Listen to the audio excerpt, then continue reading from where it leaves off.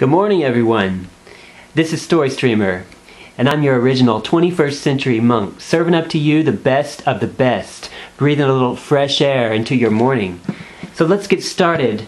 This is the Word of God. We're talking about Genesis 1:1. In the beginning, God created the heavens and the earth. Now the earth was formless and empty, and darkness was covering the surface of the whole world. Now the Spirit of God was hovering over the surface of the deep. And God said, "Let there be light," and there was light. And God saw that the light was good. Now God separated the light from the darkness, and the light he called day, and the darkness he called night. Now there was evening and there was morning, one day. And that's the story that I'm here to talk about today. I'm not going to waste your time with theories. I know you guys are busy people. I'm not going to waste your time with theories of one day or 1,000 years or one millennia. I know that you can find that information somewhere else, but what I want to talk about is the Word of God for your life. And so I want to ask you this question. It's the question that I've been pondering. Formless and empty. Formless and empty. Now the world was empty. God created the world, but He created it empty. And then when we get to the first thing that God does, God says, "Let there be light." Now I want to ask you this question. Why light? Light. Of all things, God, who is God above heaven and earth, God can see everything. God can see the deepest, darkest places of the earth. God can see the highest heavens. So why does God need light to create stuff? Why does God create light later and go ahead and build everything first and then shine the light on it, pull off the curtain, roll out the red carpet, bring in the people? Why does He create light first? Well, that's a question that I want to ask you. And I have another question too. God saw that the light was good. God did not make the light good. God just saw the light. The light is His own thing, right? And God just sees that the light is good, and it's just good. And God just knows it's good. God created it already. God saw that the light was good. So, the light is its own thing. And God saw that it was good. But now, why does God go to all this trouble to separate the light and the darkness? Now, if light is its own thing, and God saw that it's good, then why doesn't light separate itself from darkness? Why does God have to go to all the trouble to separate light from darkness? And that's the question I want to ask y'all today. Before I finish, I wanted to go through this little gem that I found. If we go forward thousands of pages and thousands of years later, thousands of millennia, we've got this little saying that is said here by the Apostle Paul, and I want to share it with y'all today. It says in 2 Corinthians 4, verse 6, this is what it says.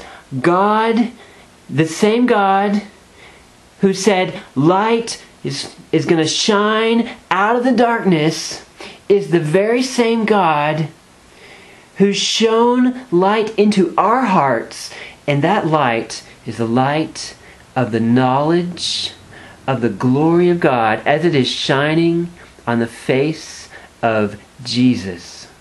So I want to invite you guys to think about this just a little bit. How many of you have looked at your life and you've seen that your life is formless or empty? And perhaps there's some of you guys watching this today whose life is a little bit empty.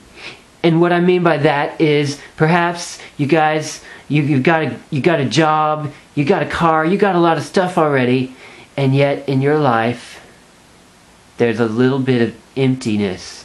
And what I want to ask you today is that okay? Because for God, when he saw the earth was empty, that was not okay. So what did he do? He shone a little light. And that's what I'm here doing this morning to you. I'm shining a little bit of light into your life. So when God says, let there be light, he shines it into your life. What does that do to you? And what do you see? That's the question I want to ask you today. What do you see when God shines a little light on your life? And do you like it? Do you want to get rid of the light because you don't like what you see? Well, I also want to ask you, how has that set God up to do more work? And in your life, perhaps maybe you've already seen a little light in your life. Perhaps you've already gone to God and said, you know, do something about this. Well, it said after God shone a little light into the world, God separated the light from the darkness. And what I want to know from you is, how has God separated light and darkness in your life? So I think that this can be a really good thing. It can also be a little bit of a painful thing. So the last thing I want to share with you is, what does God think about light and what does God think about darkness? Now I know y'all guys have been watching a lot of movies lately. Star Wars, Batman, James Bond, I don't know. Whatever it is, in those movies, how do you see these guys portraying light and darkness? And how does that jive with this word which says God said the light was good? Did he say the darkness was good? I'm thinking, you know, I don't know the Bible through and through, but I'm thinking that God never says darkness is good. So what are we doing creating all these characters and all these people that are glorifying darkness and hiding darkness and making themselves look secret and making themselves look hidden, shadowy, and calling that good? But God is not secret, and God is light. It says somewhere else in the Bible, God is light. So what do we need to do if we want to be good? We got to call light good, just like God calls light good.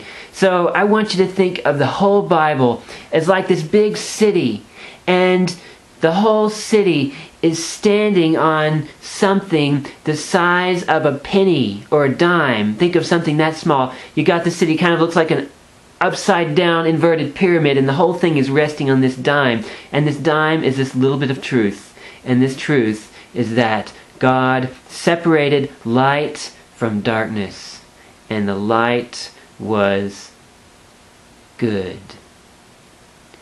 So think about what that looks like in your life. I don't know where you are in your life of knowing God, but let's just start with that one thought. I'll see you guys tomorrow. Peace.